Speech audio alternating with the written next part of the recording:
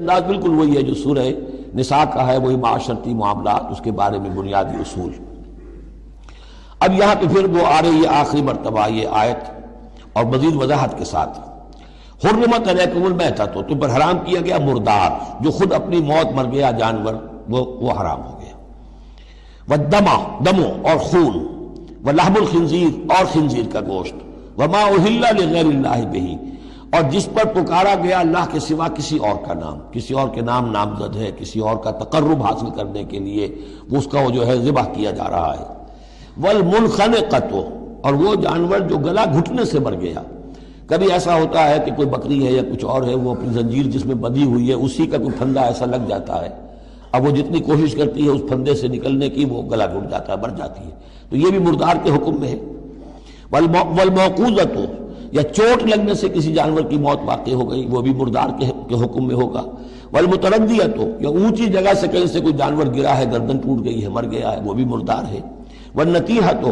کسی اور نے جانور نے سینگ مارا ہے، اس کے صدمے سے وہ ہلاک ہو گیا ہے جانور، تو وہ بھی حرام ہو گیا۔ یعنی میتہ کی مزید 4 قسمیں، یہی نہیں ہے کہ کسی بیماری سے جانور مرا ہو، لیکن یہ کہ یہ مرنے کی، ذبح ہونے کی نوبت نہیں آئی، اس کے جسم سے خون نکلنے کا امکان نہیں رہا، اس کا خون جو ہے اس کے جسم کے اندر ہی جم گیا ہے، اس کے گوشت کا حصہ بن گیا ہے، لہذا وہ مردار کے حکم میں ہے۔ وما اکل السبع الا ما ذکیتم، اور جسے کھا لیا ہو درندوں نے مگر یہ کہ جسے تم ذبح کر لو۔ فرض کیجئے کہ کسی شیر نے یا کسی چیتے نے کسی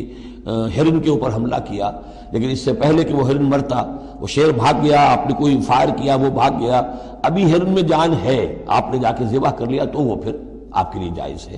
کیونکہ ابھی اس میں جان تھی، ذبح آپ نے کیا ہے، تو اب یہ کہ اس میں سے وہ خون نکل جائے گا، تو جہاں جہاں شیر کا منہ لگا ہو اس حصے کو کاٹ کر پھینک دیجئے، باقی آپ کھا سکتے ہیں۔ الا ما ذکیتم، سوائے اس کے کہ جسے تم نے ذبح کر لیا۔ وما ذبح علی النصب، اور یہ بھی تمہارے لیے حرام کیا گیا کہ تم استھانوں پہ جا کر ذبح کرو، یہ خاص جگہ ہے، یہ خاص جو ہے وہ کسی ولی اللہ کا بازار ہے، وہاں جا کے ذبح کرنا، یا کسی دیوتا یا دیوی کا کوئی استھان ہے، وہ بھی اب حرام ہو گیا۔ وَأَن تَسْتَقْسِمُوا بِالْأَزْلَامِ، یا جوئے کے تیروں کے ذریعے سے تقسیم کرو، یہ بھی ایک جوئے کی شکل ہو جاتی تھی، وہ لوگ یہ کرتے تھے، قربانی اپنی کی، اس کے بعد گوشت کے ڈھیر لگا دیے، اب تیروں کے ذریعے سے جوا کھیل رہے ہیں تو بڑے بڑے ڈھیر جو ہے اس کے اندر داؤ پر لگ رہے ہیں۔ ذالکم فسق، یہ تمام چیزیں جو ہیں گناہ کے کام ہیں۔ الیوم یئس الذین کفروا من دینکم، دیکھو اب یہ کافر لوگ تمہارے دین سے مایوس ہو چکے ہیں، یعنی یہ سمجھ چکے ہیں کہ نظام تو اب اللہ ہی کا رہے گا۔ اب یہاں پر چونکہ سورہ مائدہ جیسا کہ میں نے اس کی آخری صورتوں میں سے ہے، لہذا اب انہیں یہ تو توقع نہیں ہے کہ اسلام کا راستہ روک سکیں گے، لیکن وہ یہ ضرور چاہیں گے کہ اس قسم کی چیزیں تمہارے اندر جاری رہیں، اس طرح کی چیزیں جیسے ہمارے ہاں بھی ہندوانہ اثرات چلتے رہے بہت عرصے تک، اب بھی چل رہے ہیں۔ تو الیوم یئس الذین کفروا من دینکم، تمہارے دین سے تو وہ مایوس ہو چکے ہیں کہ اب یہ دین تو انہی کا ہوگا اور ہمارا دین ختم ہوا۔ فلا تخشوہم واخشونی، تو اب ان سے مت ڈرو، مجھ سے ڈرو۔ الیوم اکملت لکم دینکم، آج کے دن میں نے تمہارے لیے تمہارے دین کی تکمیل فرما دی ہے۔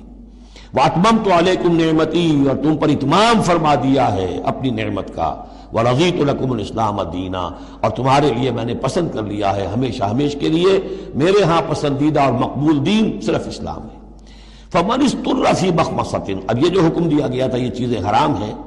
تو لیکن کوئی شخص اگر اضطرار میں آ جائے، شدید فاقہ ہے، بھوک ہے، جان نکل رہی ہے، غیر متجانف لاسم، اس میں گناہ کی طرف کوئی رجحان نہ ہو،